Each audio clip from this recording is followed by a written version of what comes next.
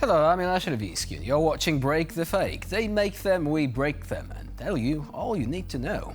Now, we begin with the familiar refrain of doom and gloom from the Russian propaganda machine, and this time delivered by a perpetually inebriated retired Soviet officer who somehow managed to cling to the microphone.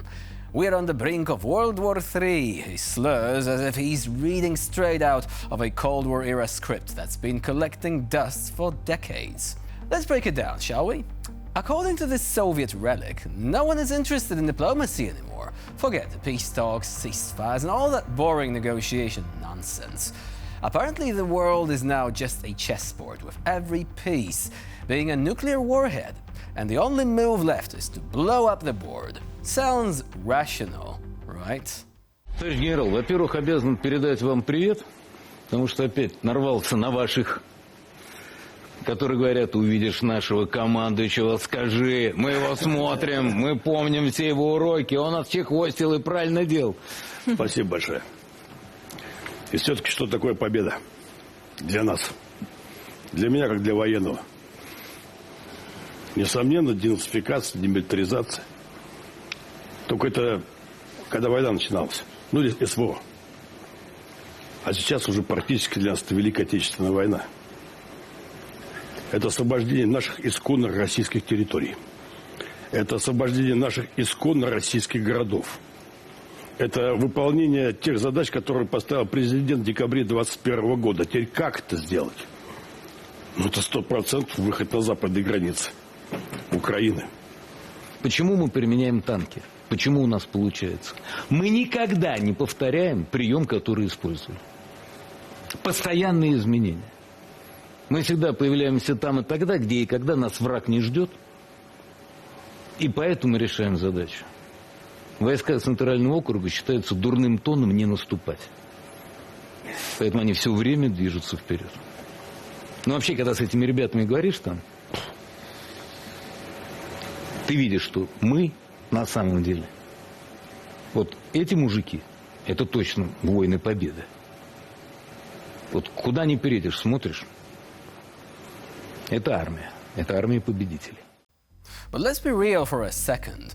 What we're just hearing is simply another classic piece of Russian fear-mongering designed to distract from their actual failures. When you can't win battles on the front lines, why not scare the world with apocalyptic fantasies instead? It's easier to shout World War III while downing vodka than to explain why things aren't exactly going as planned in Ukraine, isn't it? And let's not forget that for decades now, this strength over diplomacy rhetoric has been their favorite bedtime story, especially when the realities of their own weakening positions start to become too obvious to ignore. It is the verbal equivalent of banging the table louder when no one is listening. In the end, it's not about facing any real global challenge. It's about keeping up the appearance that Russia still has some clout, while quietly hoping no one notices that they are playing from a crumbling playbook. And now for Lukashenko, the eternal mouthpiece of Putin's half-baked nuclear posturing.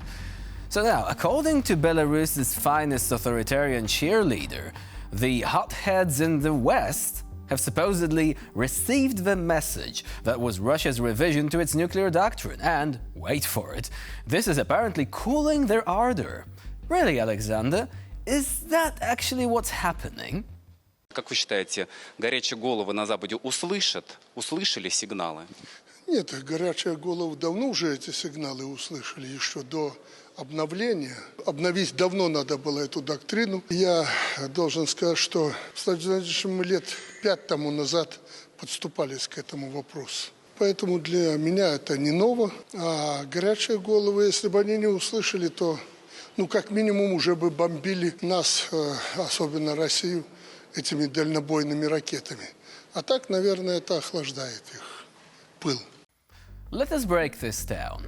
In Lukashenko's alternate universe, the mere mention of tweaks in Russia's nuclear doctrine is enough to send Western leaders scrambling to, pack their bags and cancel all plans for NATO's collective defense, maybe?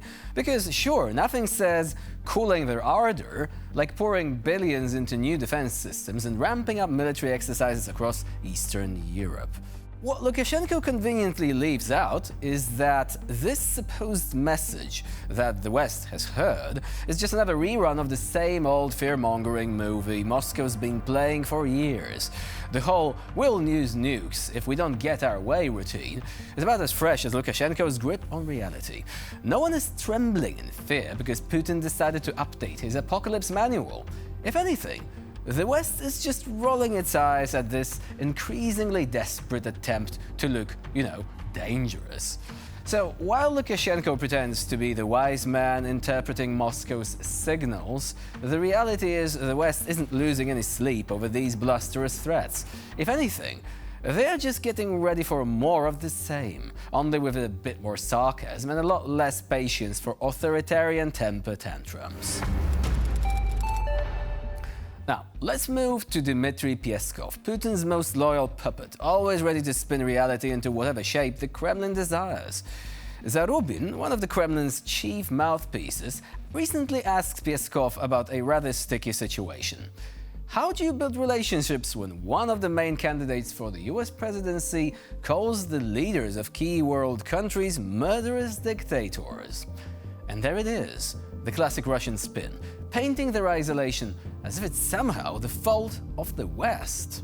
Дмитрий Сергеевич, вас уже просили прокомментировать уже ставшие некой даже плохой традицией хамские выпады американских политиков высокопоставленных, и вы комментировали. Но вот один из основных кандидатов на пост президента США, если представить, что Камала Харрис станет президентом США, то она уже выходит, заложила мину под свои будущие отношения с Россией, с Китаем, с КНДР, назвав лидеров этих стран диктаторами-убийцами. Это вот вообще как? И можно ли так начинать работу?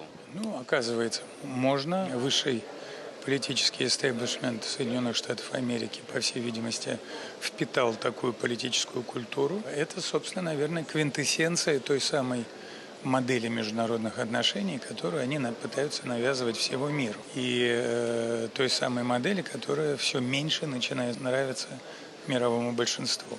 В этом суть происходящего. Now, let's be real here, Mr. Peskov. The whole idea of building relationships between the Kremlin and the West is already about as plausible as friendship between a cat and a mouse, where the mouse willingly moves in with the cat. The Kremlin is complaining about being called some harsh words, but let's not forget that this is the same Russia that's been launching missiles into neighboring countries, suppressing its own people, and then playing the victim card when anyone dares call them out for it. It's almost cute if it wasn't so dangerous. And the murderous dictators thing? I mean, come on. That's not exactly an exaggeration when you look at Russia's track record. The whole world has watched Putin crack down on political opponents, suppress dissent, and, alright, invade Ukraine. It's not like anyone needs to look under a microscope to see why someone might actually use that phrase. So here is a thought for Peskov. If the Kremlin doesn't like being called murderous dictators, perhaps they should consider stopping it with the murdering. Just a suggestion. And with this, we conclude this episode of Break the Fake. Please stay with us here on TVP World for more latest news and updates.